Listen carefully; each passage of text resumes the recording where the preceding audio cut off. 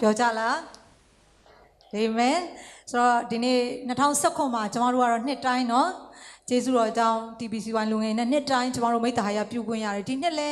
ဲမိသားရပြုနိုင်မလားလို့စဉ်းစားနေတော့မှာပဲပေါ့เนาะဒီကဖိတ်ခေါ်တဲ့အခါကြားတဲ့အခါကျမတို့လည်းတခါတည်းအရန်ဝမ်းသာပြီးတော့เนาะအားလုံးရောက်လာကြတာဖြစ်ပါတယ်လို့เนาะဆိုတော့ဖခင်ရဲ့ကျေးဇူးတော်ချီးမွမ်းပါတယ်ဒီနေ့ရောက်ရှိလာတော့လူငယ်ရောက်စီတိုင်းပေါ်မှာဖခင်ရှင်အသစ်တစ်ဖန်ကောင်းချီးချပေးပါစေအာမင်ဆိုတော့တကယ်ပဲဝမ်းသာတယ်ဒီနေ့ကျမတို့ကိုနှုတ်ကပတ်တော်ဝင်ငါဖို့ရန်ဖိတ်ခေါ်ပေးတဲ့ကြောင့်လည်းဒီလူငယ်ကောင်းဆောင်တွေကိုလည်းအထူးပဲဝမ်းမြောက်တယ်ဆိုတဲ့အကြောင်းကိုဒီညနေပြောချင်ပါတယ်ဒီနေ့ဒီ TBC1 လူငယ်တွေဆိုရင်ကျမတို့ဒ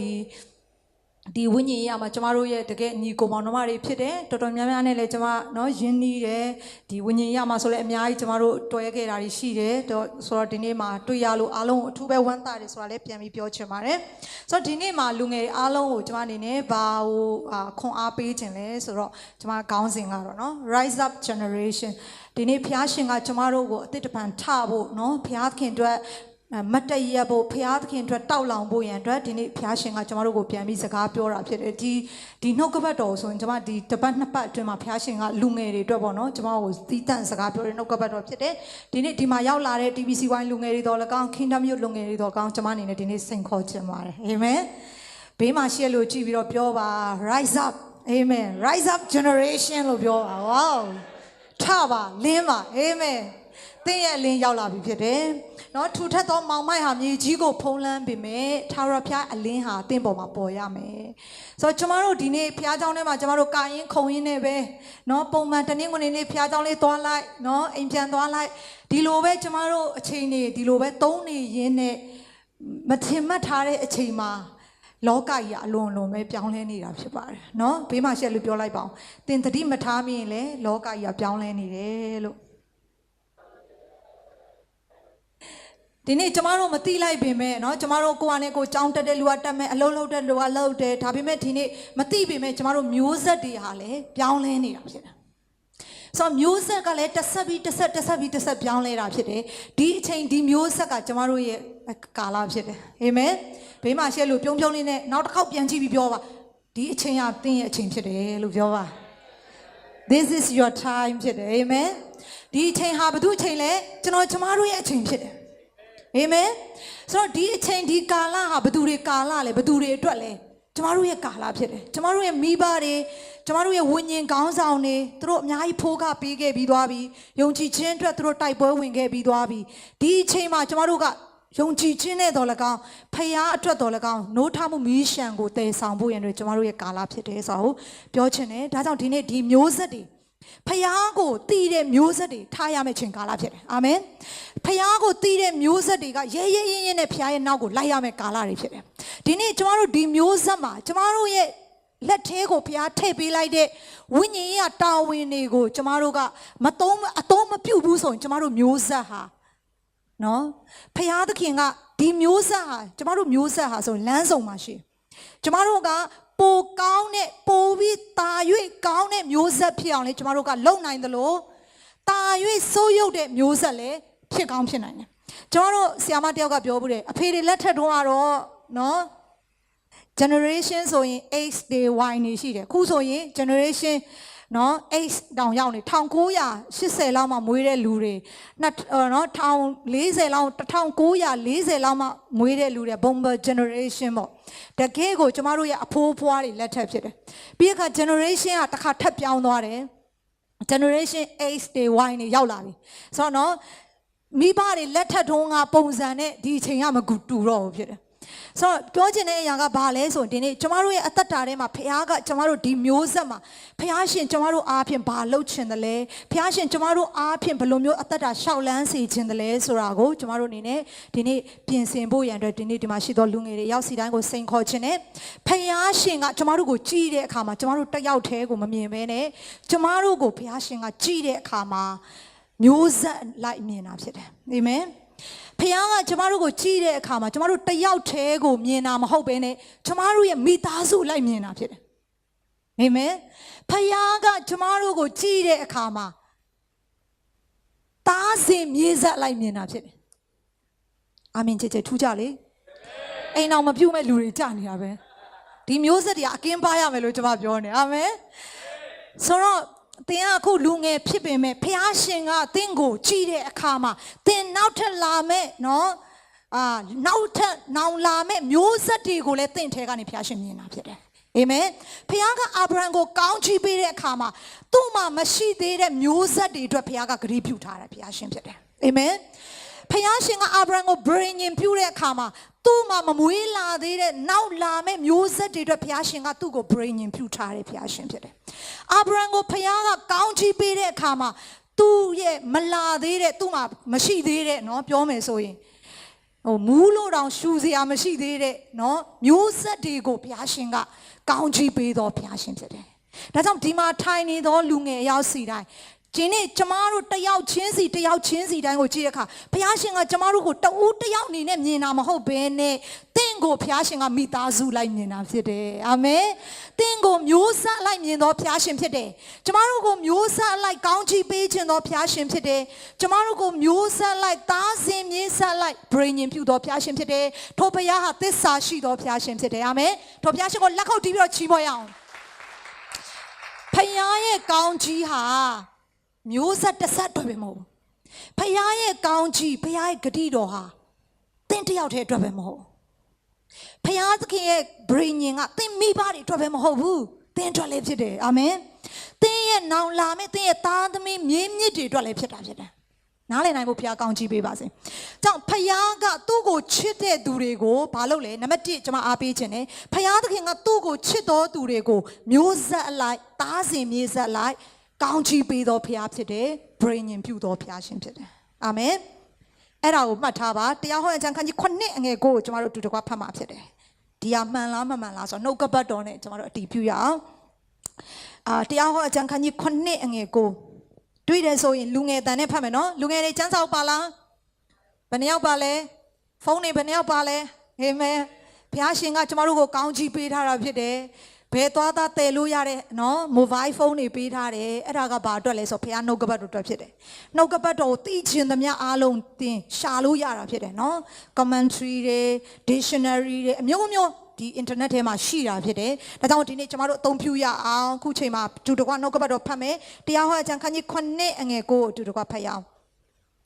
တို့ဖြစ်၍သင်၏ဖျားသခင်ထာဝရဖျားသည်မှန်သောဖျားသစ္စာဆောင်သောဖျားကိုတော်ကိုချစ်၍ပြည့်ညတ်တော်တို့ကိုစောင့်ရှောက်သောသူတို့၏အမျိုးအစဉ်ဆက်အထောင်တောင်းတိုင်အောင်ဗြိဉ္ဉ်စကားတည်၍ဂယုဏကိုပြသောဖျားအာမင်ကျမတို့ကိုးကွယ်သောဖျားဒီနေ့ကျမတို့လွတ်လွတ်လပ်လပ်နဲ့ချီးမွမ်းနေတဲ့ဖျားဒီနေ့ကျမတို့ကခုန်ပြီးတော့ချီးမွမ်းနေဒီနေ့လက်ခုပ်တီးပြီးတော့ချီးမွမ်းနေတဲ့ကျမတို့ချီးမွမ်းသောဖျားဘလို့ဖျားလဲဆိုရင်မှန်သောဖျားဖြစ်တယ်အာမင်သစ္စာဆောင်သောဖခင်လည်းဖြစ်တယ်သူ့ကိုချစ်ပြီးတော့ပြည့်ညတ်တော်ကိုစောင့်ရှောက်သောအမျိုးအစဉ်ဆက်ကိုဘယ်နှဆက်လဲအထောင်အတောင်းတိုင်အောင်ဘာလုပ်ပေးလဲအာမင်ဗြိဉ္ဉ်စကားကိုတည်စေတဲ့ဖခင်ဖြစ်တယ်ဖခင်ကဂရုပေးတဲ့အခါကျမတို့လူရဲ့ဂရုကတော့အဖေတွေပေးရင်သားသမီးလက်ထက်ကြမသိတော့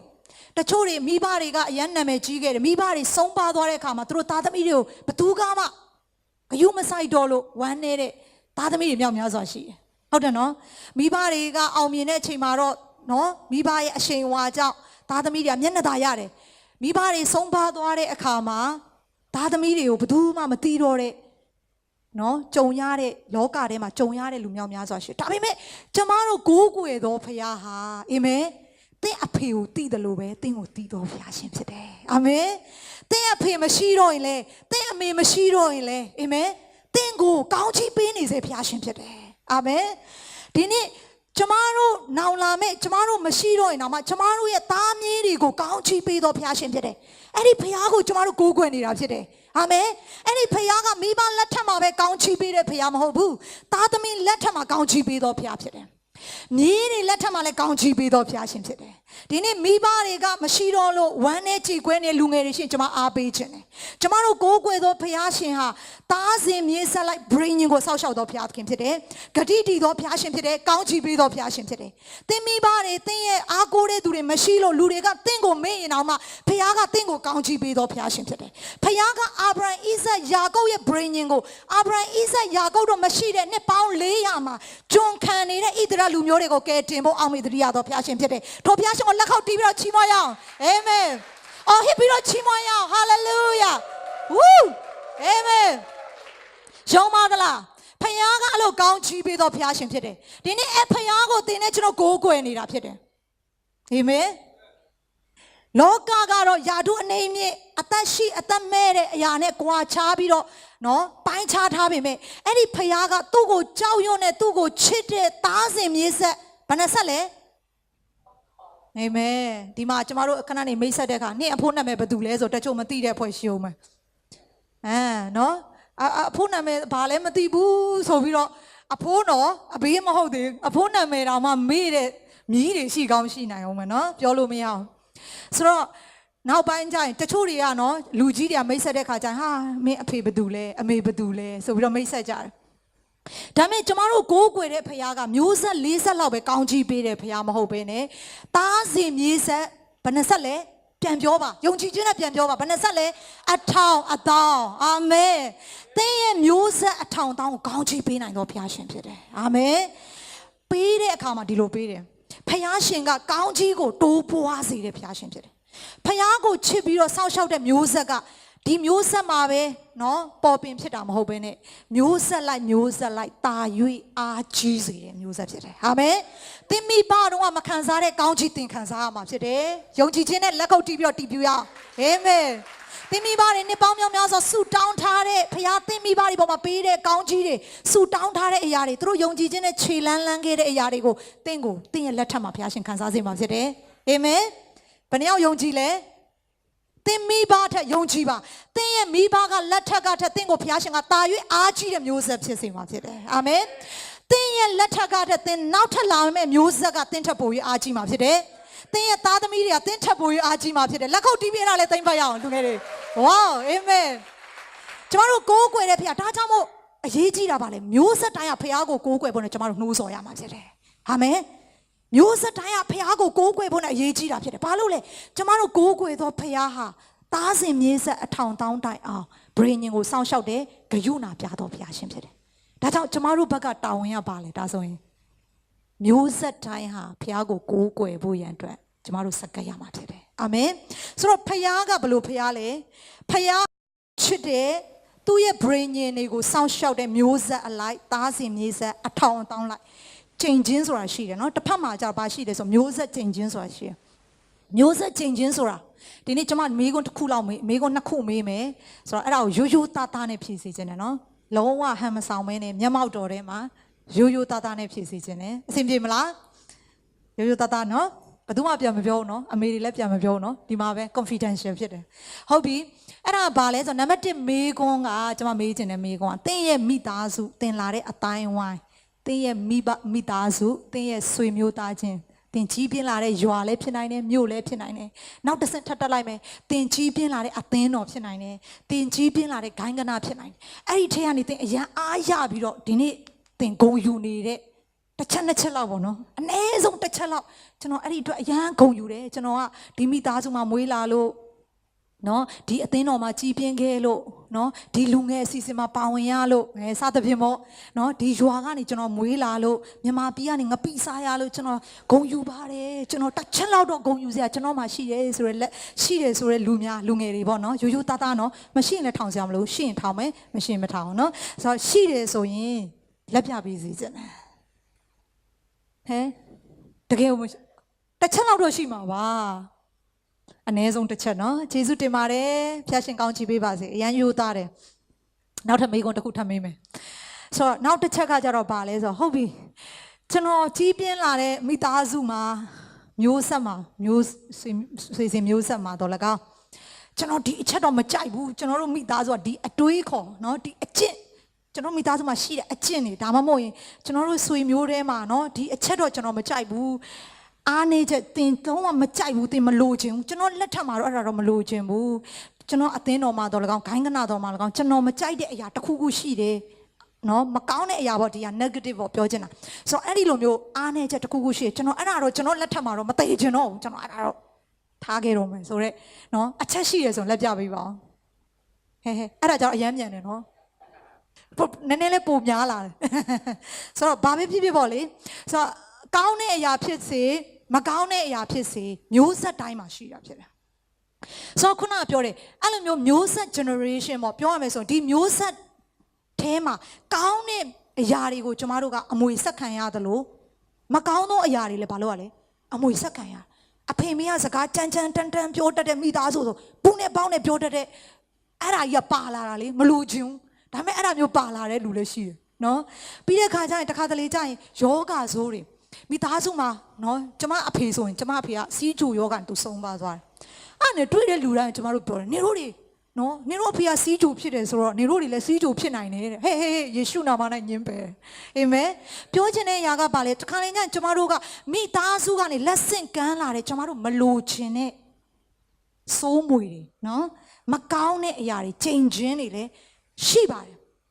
ဒါပေမဲ့ဒီနေ့ဖျားရှင်ကကျမတို့ကိုမလုပ်ချင်လဲဆိုတော့အဲ့ဒီချိန်ချင်းတွေကိုတော့ဖျားရှင်ကိုမသိတဲ့ဘိုးဘွားမိဘတွေကနတ်ကိုးကွယ်ခဲ့တဲ့ကြောင့်ကျမတို့ကအဲ့ဒီရုပ်တုကိုးကွယ်ခဲ့တဲ့အရာတွေအတွက်ချိန်ချင်းခံရရရှိနိုင်တယ်ဖျားကိုမပြစ်မှားခဲ့တဲ့နော်အိမ်ထောင်ရေးကွဲတဲ့မိသားစုကနေကြီးပြင်းလာတာလည်းဖြစ်နိုင်တယ်နော်အမျိုးမျိုးမိဘမဲ့အနေနဲ့ကြီးပြင်းလာတာလည်းဖြစ်နိုင်တယ်ဘလို့ပဲဖြစ်နေပါစေအဲ့လိုမျိုးဆက်ချိန်ချင်းကိုဖျားသခင်ကလေးဆက်ထားတယ်ဒါပေမဲ့ဖခင်ရဲ့ကောင်းကြီးမင်္ဂလာကတော့မျိုးဆက်အထောင်အတောင်ဖြစ်တယ်အာမင်ဆိုတော့ဒီနေ့ဖခင်ဟာမျိုးဆက်အလိုက်သားစဉ်မြေးဆက်လိုက်ကောင်းကြီးပေးတယ်ဒါကြောင့်ကျွန်မပြောချင်တယ်တင့်ကိုဖခင်ကြည့်တဲ့အခါမှာတင့်တယောက်တည်းကိုမြင်တာလားမဟုတ်ဘူးကျွန်မရဲ့မောင်လေးတယောက်ရှိတယ်သူဝิญဉ်ရမောင်လေးတယောက်ကသူအမြဲတမ်းပါဝင်ခံလဲဆိုတော့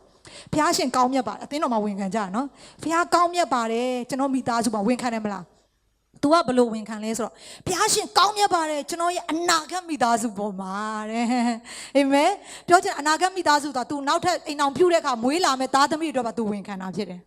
ပြောချင်တယ်ကျွန်မအဲ့ဒါအယမ်းခွန်အားရတယ်ဆိုတော့ကျွန်မပြောချင်တဲ့အရာကဘာလဲဆိုတော့ဖခင်ကကျွန်မတို့ကိုကြည်တဲ့အခါမှာကျွန်မတို့တယောက်တည်းကိုမမြင်ဘူးလူငယ်တွေဒီနေ့ဖခင်ရှင်ကသင်တယောက်တည်းကိုမမြင်ဘူးသင်အားဖြင့်ဖြစ်လာမဲ့မျိုးဆက်တွေကိုဖျားရှင်မြင်တာဖြစ်တယ်အာမင်သင်အားဖြင့်ဖြစ်လာမဲ့နောင်လာနောင်သားတွေကိုဖျားရှင်မြင်တာဖြစ်တယ်ဒါကြောင့်မို့သင်အပေါ်မှာဖျားရဲ့ကောင်းချီးတည်သလိုဖျားရဲ့ချိန်ချင်းလည်းရှိတာဖြစ်တယ်ဒါကြောင့်မို့ဒီနေ့ဖျားကသင်ရဲ့ရှေ့မှာကောင်းချီးနဲ့ချိန်ချင်းကိုထားပေးတယ်သင်ရွေးချယ်ရမှာဖြစ်တယ်အာမင်သင်ရဲ့အရင်တော့ကမျိုးဆက်တွေကသင်ရဲ့မိဘတွေဘိုးဘွားတွေဘလို့ဖြစ်ခဲ့တယ်လဲဘုရားရှင်စိတ်မဝင်စားတော့ဒီနေ့ဒီမျိုးဆက်မှာသင်နဲ့ကျွန်တော်ဟာဘလို့အသက်ရှင်မလဲဘသူကိုရွေးမလဲဘသူနောက်ကိုလိုက်မလဲဘသူအတွက်အသက်ရှင်မလဲဆိုတော့ဘုရားရှင်ရှာနေတာဖြစ်တယ်နားလည်နိုင်ဖို့ဘုရားကောင်းချီးပေးပါစေဆိုတော့ဘုရားကသူ့ကိုချစ်ပြီးစာငတ်နေတဲ့ဖခင်ကမျိုးဆက်တိုင်းမှာဘသူ့ကိုရှာလဲဆိုရင်သူ့ကိုချစ်ပြီးတော့သူ့ကိုစာငတ်တယ်သူ့ကိုချစ်ပြီးသူ့ရဲ့နောက်ကိုလိုက်တဲ့သူကိုရှာတာဖြစ်တယ်ဖခင်ကမျိုးဆက်တိုင်းကိုရှာတဲ့ဖခင်သခင်ဖြစ်တယ်မျိုးဆက်တိုင်းကိုမတူတဲ့နီလန်နဲ့လှုပ်လှုပ်တာဖြစ်တယ်သင်ရဲ့မိဘလက်ထက်မှာဖခင်ပြုခဲ့တဲ့အမှုတွေပြီးသွားပြီလူငယ်တွေသင်ရဲ့အသင်းတော်မှာ TBC1 အသင်းတော်မှာသင်ရဲ့ဝိညာဉ်ခေါင်းဆောင်တွေအပြင်ဖခင်ပြုခဲ့တဲ့အမှုတွေပြီးသွားပြီဒီနေ့အချိန်ကသင်တို့နဲ့ကျမတို့ရဲ့အချိန်ဖြစ်တယ်အာမင်မြန်မာပြည်မှာလွန်ခဲ့တဲ့နှစ်ပေါင်း90ကပြုခဲ့တဲ့အရာတွေပြီးသွားပြီဒီမျိုးဆက်မှာဖခင်ကငါ့ကိုဘယ်သူချစ်လဲငါရဲ့နောက်ကိုဘယ်သူလိုက်မလဲလို့ဒီမျိုးဆက်အတွက်ဖခင်ရှင်ရှာနေတာဖြစ်တယ်နားလည်နိုင်ဖို့ဘုရားကောင်းချီးပေးပါစေဖခင်ဟာမျိုးဆက်တိုင်းမှာဘသူကိုရှာလဲစာငတ်တဲ့သူဖခင်နောက်ကိုသစ္စာရှိရှိလိုက်မဲ့မျိုးဆက်ကိုသူတွေကိုရှာနေတယ်အဲ့ဒီသူတွေနဲ့အဲ့ဒီမျိုးဆက်မှာအလုံးလုံးမဲ့ဖခင်ရှင်ဖြစ်တယ်အာမင်ဖခင်ကမျိုးဆက်တိုင်းမှာကြီးတဲ့အလုပ်လုပ်ချင်တယ်အရင်မျိုးဆက်ကတည်းကတာ၍ကြီးတဲ့အလုပ်ကိုဒီမျိုးဆက်မှာလုပ်ချင်တယ်ဒါကြောင့်ဒီမျိုးဆက်မှာဖခင်ကဘသူကိုရှာလဲသူ့ကိုစာငတ်ပြီးသူ့ကိုချစ်တဲ့သူကိုရှာနေတာဖြစ်တယ်ဘေးပင်ညာမှာရှိတဲ့လူကိုကြည့်ပြီးတော့ပြုံးပြုံးလေးနဲ့ပြောပါအောင်တချို့အိမ်ငိုက်နေတာလည်းရှိနိုင်တယ်ဆိုတော့ဒီမျိုးဆက်အတွက်ဖခင်မင်းကိုရှာနေတယ်နော်လို့ရုပ်တည်နဲ့ပြောလိုက်အာမင်ဒီမျိုးဆက်အတွက်ဖခင်ကသင်ကိုရှာနေတာဖြစ်တယ်ဒါကြောင့်မို့မျိုးဆက်တစ်ဆက်တိုင်းအပြောင်းလဲတွေဖြစ်နေတာဖြစ်တယ်ခုမြန်မာပြည်ဆိုရင်နိုင်ငံရေးမှာအပြောင်းလဲတွေဖြစ်နေတယ် transition ကာလဖြစ်တယ်ဝိညာဉ်ရေးမှာ transition ကာလဖြစ်တယ်အခုအပြောင်းကာလတွေဖြစ်နေတယ်ဆိုတော့မျိုးဆက်အပြောင်းလဲကာလတိုင်းမှာမျိုးဆက်တွေအခုအပြောင်းကာလတိုင်းမှာအတက်အကျမျိုးဆက်တစ်ခုရဲ့အတက်အကျဟာလက်ရှိမျိုးဆက်ရဲ့ရွေးချယ်မှုပေါ်မှာအများကြီးမူတည်တယ်အာမင်ဒီမျိုးဆက်ရဲ့အောင်မြင်မှုနဲ့ကြာရှုံးမှုဟာသင်နဲ့ကျမပေါ်မှာမူတည်တာဖြစ်တယ်လူငယ်တွေနားလည်နိုင်ဖို့ဘုရားကောင်းချီးပေးပါစေဝိညာဉ်မျက်စိတွေပွင့်ဖို့ဘုရားကောင်းချီးပေးပါစေဟိုးကျမတို့မှာလှုပ်ရှားတွေအများကြီးရှိရနော်ဘုရားရှင်ကကျမတို့ကိုခိုင်းထားတဲ့အရာတွေများစွာရှိတယ်ဒါကြောင့်မျိုးဆက်တစ်ခုရဲ့အတက်အကျတွေဟာလက်ရှိမျိုးဆက်တွေရဲ့ရွေးချယ်မှုပေါ်မှာအများကြီးတည်တယ်ဒီနေ့ဒီအသင်းတော်ရဲ့နိုးထမှုကဒီမျိုးဆက်နဲ့ပဲဆိုင်တယ်အာမင် အာမင်ဒီနေ့ဒီအသင်းတော်ရဲ့ယုံကြည်ခြင်းနဲ့ခြေလန်းလန်းခြင်းကဒီမှာထိုင်နေသောလူငယ်တွေနဲ့အများကြီးဆိုင်မှာဖြစ်တယ်ဒီအသင်းတော်ရဲ့တိုးပွားမှုကျမ်းမာမှုကဒီမှာထိုင်နေသောလူငယ်တွေနဲ့ဆိုင်တာဖြစ်တယ်အာမင်တည်သွားပြီးတဲ့လူတွေနဲ့မဆိုင်တော့ဘူးသူတို့တာဝန်ပြီးသွားပြီနော်အနားယူလိုက်တဲ့သူတွေနဲ့မဆိုင်တော့သူတို့တာဝန်ပြီးသွားပြီသူတို့ပြေးရတဲ့လမ်းကိုအဆုံးတိုင်အောင်ပြေးခဲ့ပြီးပြီဒီနေ့ဒီမျိုးဆက်ရဲ့အတက်အကျဟာဒီမျိုးဆက်မှာရှိတဲ့သင်နဲ့ကျွန်တော်နဲ့ဆိုင်နေဆိုတော့လေကျွန်မပြန်ပြောချင်ပါတယ်ကျမ်းစာထဲမှာကြည့်တဲ့အခါမှာဖျားကိုမတိတဲ့မျိုးဆက်တွေဟာအလွန်ပဲအနေများတယ်ဆိုတော့တွေ့ရတယ်အာမင်ဒီနေ့သင်ရောဒီမျိုးဆက်မှာသင်အသက်ရှင်တဲ့အခါဒီမျိုးဆက်မှာရောကျမတို့ရောဒီမှာရှိသောလူငယ်တွေရောဖျားကိုတိသလားအဲ့ဒါရေးကြည့်တဲ့မေးခွန်းဖြစ်တယ်အာမင်ဖျားကိုမတိတဲ့မျိုးဆက်ဖြစ်ပြီဆိုအဲ့ဒါအနေရဲ့အမှတ်ကိုရောက်နေပြီဆိုတော့နားလည်ရမှာဖြစ်တယ်နှုတ်ကပတ်တော်ထဲမှာဘယ်လိုပြောလဲဆိုတော့ကျမတို့တူတူဖတ်မယ်နော်ကျမပြောတဲ့ဟာပုံမြင်ပြောတယ်လို့ထင်နေမှာဆိုလို့တရားသူကြီးမဆာခန်းကြီး2ကိုကျမတို့ဖတ်မယ်အငယ်30ကိုတူတကွဖတ်ရအောင်တရားသူကြီးမဆာခန်းကြီး2အငယ်30ဖတ်မယ်လူငယ်တန်နဲ့ဖတ်ရအောင်နော်အတန်ချေချေလေးနဲ့နှုတ်ကပတ်တော်ကိုဖတ်ရအောင်ဒီနေ့တော့ယောရှုလက်ထက်ကာလ၌ဖြစ်တော်သူအပေါင်းတို့သည်လေဘိုးဘေးတို့စုဝေးရာသို့ရောက်ကြ၏ထာဝရဘုရားကို၎င်းဣသေလအမျိုးဖို့ပြုတော်မူသောအမှုတို့ကို၎င်းမတိသောနောင်ကာလအမျိုးသားတို့သည်ပေါ်လာကြ၏ထိုအခါထာဝရဣသေလအမျိုးသားတို့သည်ထာဝရဘုရားရှေ့တော်၌ဒုစရိုက်ကိုပြု၍ဘာလဘုရားတို့ကိုဝေပြုကြ၏အငယ်14နဲ့15ကိုဖတ်ပါမယ်ထာဝရဘုရားသည်ဣသေလအမျိုး၌ပြင်းစွာအမျက်ထွက်လေလူယူသောသူတို့လက်သို့အပ်၍ပဝင်းကျင်သောရန်သူတို့၌ရောင်းတော်မူသဖြင့်ရန်သူတို့ရှေ့မှသူတို့သည်တဖန်မရပ်နိုင်ကြသူတို့သည်ထွက်သွားလေရာရာ၌ထာဝရဘုရားမိန့်မွကျိန်ဆိုတော်မူသည့်အတိုင်းလက်တော်အစည်းတာနှင့်တွေ့၍အလွန်ဆင်းရဲခြင်းသို့ရောက်ကြ၏ဒီမှာမောရှေနဲ့ယောရှုကတမိုင်းမြောက်များစွာရေးခဲ့တဲ့သူတွေဖြစ်တယ်milestone တွေအများကြီးသူတို့မှာရှိခဲ့တယ်ဝိညာဉ်ရေးကအောင်လံထူခဲ့တဲ့အရာတွေအများကြီးရှိတယ်ယော်ဒန်မြစ်ပင်လယ်နီကိုနှစ်ချမ်းခွဲတယ်ယော်ဒန်မြစ်ပေါ်မှာလမ်းလျှောက်တဲ့မျိုးဆက်ဖြစ်တယ်ယေရီခေါမြို့ကြီးကိုဘာလုပ်ခိုင်းလဲထိုးချနိုင်တဲ့မျိုးဆက်ဖြစ်တယ်အာမင်ယောရှုနဲ့မောရှေနဲ့ယောရှုမောရှေလက်ထက်မှာတော့၎င်းယောရှုလက်ထက်မှာတော့၎င်းဖယားကအဲ့ဒီမျိုးဆက်နဲ့ဖယားကကြီးတော်မှုပြုတယ်ဖယားဂတိထားတဲ့ခါနန်ပြည်ကိုဖျားရှင်ဝင်ခွင့်ပေးတယ်ဒါပေမဲ့တရားသူကြီးမဆာမှာဝမ်းနည်းစရာကောင်းတာကဘာလဲဆိုယောရှုလက်ထပ်ပြီးသွားတဲ့အခါမှာယောရှုလက်ထပ်ပြီးသွားတော့ယောရှုလက်ထပ်မျိုးဆက်မှာအသက်ရှင်သမျှသောလူကြီးတွေအားလုံးမျိုးဆက်တွေအားလုံးဘိုးဘေးစည်းဝေးရလို့ပြောတဲ့အခါမှာအစည်းအဝေးတက်တာကိုပြောနေရမှာမဟုတ်ဘူးသေသွားတာကိုပြောတာနော်ဆိုတော့ဘိုးဘေးစည်းဝေးရဆိုတော့သူတို့လည်းထုံတန်းစင်လာရှိတဲ့အတိုင်းပဲအသက်ကြီးသူဖြစ်သွားပြီးတဲ့အခါသေသွားကြတဲ့အခါမှာဘာမျိုးဆက်တွေပေါ်လာလဲထာဝရဘုရားကို၎င်းဣသေလအမျိုးဖို့ပြုသောအမှုကို၎င်းမတိသောနောင်ကာလအမျိုးသားတွေပေါ်လာတယ်တဲ့မောရှေနဲ့ယောရှုလက်ထက်မှာဝိညာဉ်ရေးမှာဒိတ်ဒိတ်ကျဲအောင်မြင်ခဲ့တယ်။ကပီးမှတ်တိုင်တွေစိုက်ထူခဲ့တဲ့မျိုးဆက်ဖြစ်တယ်။ဒါပေမဲ့အဲ့ဒီမျိုးဆက်ပြီးတော့နောက်တက်လာတဲ့မျိုးဆက်ကဘယ်လိုမျိုးဆက်လဲ။ထာဝရဘုရားကိုသိတဲ့မျိုးဆက်လား။မဟုတ်တော့ဘူး။ဣသရေလအမျိုးပေါ်မှာဖျားပြုတ်တဲ့မှုကိုသိတဲ့မျိုးဆက်လား။မဟုတ်တော့ဘူး။ဒါကြောင့်မို့သူတို့ဟာဖျားကိုမသိတဲ့မျိုးဆက်ဖြစ်လာတာဖြစ်တယ်။နားလည်နိုင်ဖို့ဘုရားကောင်းချီးပေးပါစေ။ဒါကြောင့်ကျွန်မမေးနေတဲ့မေးခွန်းကအတိတ်ကာလရဲ့အောင်မြင်မှုမဟုတ်ဘူး။ဒီမျိုးဆက်မှာဘုရားကိုသိတဲ့မျိုးဆက်ဘယ်နှယောက်ရှိသလဲလို့ကျွန်မစိန်ခေါ်နေတာဖြစ်တယ်။ဒီမျိုးဆက်မှာဖျားကိုကိုယ်တိုင်ဖျားပြုတဲ့မှုကိုအဖေမေတွေပြောလို့သိတာမဟုတ်ဘူးဆရာဆရာမတွေပြောလို့တမိုင်းဖတ်ပြီးသိတာမဟုတ်ဘူးအသင်းတော်တမိုင်းတွေပြန်ပြောပြီးတော့သိတာမဟုတ်ဘူးငါဘဝမှာငါရဲ့လက်ထက်မှာငါလူငယ်ဘဝမှာအာမင်ငါလူငယ်ခေါင်းဆောင်ဖြစ်တဲ့ချိန်မှာဖျားရှင်ကငါတို့အားဖြင့်ဘာတွေပြုခဲ့သလဲအာမင်ဖျားရှင်ကငါတို့ဝိညာဉ်ရဘလို့ပို့ဆောင်ခဲ့သလဲဆိုတဲ့တမိုင်းမှတ်တိုင်စိုက်ထူမဲ့မျိုးဆက်ဖြစ်ဖို့ဘုရားကောင်းချီးပေးပါစေထော်ဘုရားကိုလက်ခုပ်တီးပြီးချီးမွမ်းရအောင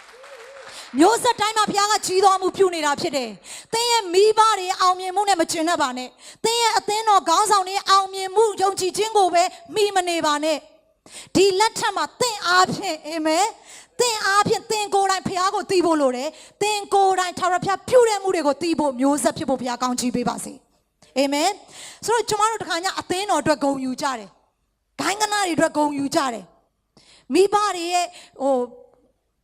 ့မိဘတွေရှာထားတဲ့မိဘတွေအောင်မြင်မှုပေါ်မှာကျွန်တော်တို့အခန့်သားလေးထိုင်ပြီးတော့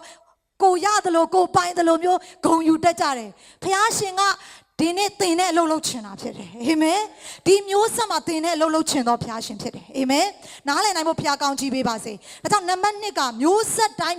းရဲ့အတက်အကျဟာလက်ရှိမျိုးဆက်ပေါ်မှာအများကြီးမူတည်တယ်ဆိုတာကျွန်မပြောပြချင်တယ်တန်ရှင်သောဝိညာဉ်တော်ဒါကိုလူငယ်တွေကိုပြောခိုင်းတာဖြစ်တယ်အာမင်ဆိုတော့ဒီမှာရှိတဲ့လူငယ်တွေကျွန်မပြောချင်တယ်ဖခင်ကိုမသိတဲ့မျိုးဆက်မှာသင်ဆိုအလွန်ပဲအနေများတာဖြစ်တယ်ယောရှုဘလောက်ပဲအောင်မြင်ခဲ့ပါစေအာဗြဟံငါတို့အဘဖြစ်တယ်လို့ဘလောက်ပဲပြောခဲ့ပါစေမောရှေဟာငါတို့ကိုလောပေးတယ်ပြည့်ညက်ပေးတယ်ခေါင်းဆောင်ဖြစ်တယ်ငါတို့ကိုအီဂျစ်ပြည်ကခေါ်ဆောင်ခဲ့တဲ့ခေါင်းဆောင်ဖြစ်တယ်လို့ပြောနေုံနဲ့မပြီးတော့ဘူးဒီအချိန်မှာငါတို့အပြင်ဖခင်ဘာပြုတယ်လဲဆိုတာကိုရှာရမယ့်အချိန်ဖြစ်တယ်အာမင်နားလည်နိုင်ဖို့ဖခင်ကောင်းချီးပေးပါစေဒါကြောင့်မို့ဒီနေ့ကျွန်မအားပေးခြင်းနဲ့မျိုးဆက်တိုင်းရဲ့အတက်အကျဟာလက်ရှိမျိုးဆက်ရဲ့ရွေးချယ်မှုပေါ်မှာမူတည်တယ်။ဖယားကိုမသိတဲ့မျိုးဆက်ဟာအလွန်အန္တရာယ်များသောမျိုးဆက်ဖြစ်တယ်။ဒါကြောင့်မို့နံပါတ်1ဘာကိုအားပေးခြင်းလဲဆိုရင်နံပါတ်1သင်ရဲ့မိဘတွေဟာယုံကြည်ခြင်းနဲ့ရှောက်လန်းခဲ့တဲ့မိဘတွေဖြစ်တယ်ဆိုရင်လူငယ်တွေကျွန်မအားပေးခြင်းနဲ့မိဘတွေရဲ့ယုံကြည်ခြင်းအမွေကိုရအောင်ယူပါ။အာမင်။မိဘတွေရဲ့ယုံကြည်ခြင်းခြေလှမ်းကိုသင်ကိုယ်တိုင်လိုက်နိုင်ဖို့ဘုရားကောင်းချီးပေးပါစေ။အာမင်။မိဘတွေရဲ့ယုံကြည်ခြင်းမှပဲမမီနဲ့နော်တခုဆိုအမေဆုတောင်းပေးအဖေဆုတောင်းပေးမှာပဲအမေဆုတောင်းပေးမှာပဲ။အိုးအဲ့လိုမျိုးနဲ့သွားလို့မရတော့သင်ကိုယ်တိုင်ဖခင်မျက်မှောက်တော်ထဲမှာတိုးဝင်ပြီးတော့ရှာရမယ့်ချိန်ဖြစ်တယ်။အာမင်။အာဗြဟံဣဇက်ယာကုပ်ဖခင်မဟုတ်တော့ဘဲနဲ့ဒီနေ့သင်ကိုယ်တိုင်တိကျွမ်းတဲ့ဖခင်ဖြစ်ဖို့ဖခင်ကောင်းချီးပေးပါစေ။သင်ရဲ့မိဘဖခင်လောက်ပဲမဟုတ်ဘဲနဲ့သင်ကိုယ်တိုင်တိကျွမ်းတဲ့ဖခင်ဖြစ်ဖို့ဖခင်ကောင်းချီးပေးပါစေ။သင်ရဲ့အသင်းတော်ခေါင်းဆောင်ပဲပြောနေတဲ့ဖခင်လောက်ပဲမဟုတ်ဘဲနဲ့သင်ကိုယ်တိုင်တိကျွမ်းသောဖခင်ဖြစ်ဖို့ကောင်းချီးပေးပါစေ။ဒါကြောင့်နံပါတ်1မိဘတွေရဲ့သင်ရဲ့မိဘတွေရဲ့ယုံကြည်ခြင်းအမွေကိုရအောင်ယူတတ်တော်သူဖြစ်ဖို့ဖခင်ကောင်းချီးပေးပါစေ။ဒီထဲမှာတချို့သောသူတွေသင်ရဲ့မိဘတွေမြောက်များစွာဆုတောင်းခဲ့တာရှိမယ်မြောက်များစွာပေးကမ်းခဲ့တာရှိမယ်ယုံကြည်ခြင်းနဲ့ခြေလက်မြောက်များစွာလှမ်းခဲ့တာရှိတယ်မိဘတွေရဲ့ယုံကြည်ခြင်းကိုပြီးအောင်လိုက်ပါအာမင်သူတို့ယုံကြည်ခြင်းမဟုတ်ဘဲနဲ့သင်ရဲ့ကိုယ်ပိုင်ယုံကြည်ခြင်းဖြစ်ဖို့အတွက်ဘုရားကောင်းချီးပေးပါစေအာမင်ဒီနေ့သင်မျိုးဆက်မှာသင်မိဘကမျိုးဆက်ထက်ဒီမျိုးဆက်မှာသင်ကိုဘုရားကသင်မိဘရဲ့ကောင်းချီးကိုသင်ကိုယ်တိုင်ရဲ့ကောင်းချီးကိုပေးခြင်းတဲ့မျိုးဆက်ဖြစ်တယ်သင်ကိုအားကြီးစေခြင်းတဲ့မျိုးဆက်ဖြစ်တယ်သင်ကိုချီးမြှောက်ခြင်းတဲ့မျိုးဆက်ဖြစ်တယ်သင်ကိုယ်တိုင်ဘုရားကိုရှာတယ်ဆိုရင်ဘုရားရှင်ကသင်နဲ့ကြီးတော်မှုကိုပြုခြင်းတဲ့ဘုရားတွေဖြစ်တယ်အာမင်လူငယ်တွေနားလည်နိုင်ဖို့အတွက်ဘုရားကောင်းချီးပေးပါစေအာမင်ကျမ်းစာထဲမှာကြည့်တဲ့အခါမှာဓမ္မဟောင်းဘယင်တွေတက်တဲ့အခါတိုင်းမှာကျမ်းစာမှာဘလို့မှတ်တမ်းတင်အဆုံးလေးမှာတော့၎င်းနော်ဘယင်တယောက်ရဲ့အထုပ်ပတ္တိပြီးသွားတဲ့အခါတိုင်းမှာအဆုံးသက်တဲ့ဥစ္စာတစ်ခုရှိတယ်အဲ့ဒါဘာလဲဆိုတော့နော်ဖတ်တော့ဖတ်ဖြစ်ကြလားမသိဓမ္မဟောင်းဆိုတော့ဘယ်သူမှစိတ်ဝင်စားကြဘူးလေနော်တမိုင်းเจ้าနေဆိုတော့ဟိုဘယင်เจ้าဒီဘယင်เจ้าဆိုတော့ဘယ်သူမှစိတ်ဝင်စားကြဒါပေမဲ့ကျမ်းစာထဲမှာဘလို့မှတ်တမ်းတင်ထားလဲဆိုတော့ရှင်ဘယင်တပါတက်တဲ့အခါတိုင်းမှာဒီရှင်ဘယင်ဟာတဲ့နော်သူတို့ရဲ့ဖခင်ရှင်ဘယင်တွေကဖယားကိုကြောက်ရွံ့ပြီးရှောက်လန်းခဲ့တယ်ဆိုရင်သူတို့ရဲ့သားတွေနန်းတက်လာတဲ့အခါမှာအဲ့ဒီဖယားကိုကြောက်ရွံ့ခဲ့တဲ့ရှင်ဘယင်တွေအတိုင်းနန်းတက်တဲ့နော်သားတွေကိုဘလို့မှတ်တမ်းတင်တာဆိုခမီးတော်ရဲ့လမ်းကိုလိုက်ပြီးတော့ထာဝရဘုရားကိုကြောက်ရွံ့တဲ့သဘောနဲ့အသက်ရှင်တယ်လို့ကျမ်းစာထဲမှာသေချာမှတ်တမ်းတင်တယ်အဲ့ဒီမျိုးဆက်ကအမြဲတမ်းသူတို့ယာဇပလင်ဟာဘုရားရှင်ချီးမြှောက်တာဖြစ်တယ်အာမင်ဒါမဲ့တချို့သောရှင်ဘုရင်တွေကတော့သူတို့ရဲ့အဖေဖခင်တွေမိခင်တွေလက်ထက်မှာဖခင်ကိုတော့အယမ်းချစ်ပါတယ်ဒါပေမဲ့သူတို့လက်ထက်မှာမိဘတွေရဲ့ယုံကြည်ခြင်းနောက်ကိုမလိုက်တော့ဘဲနဲ့တဲ့လမ်းလွဲသွားတယ်လို့ပြောရနော်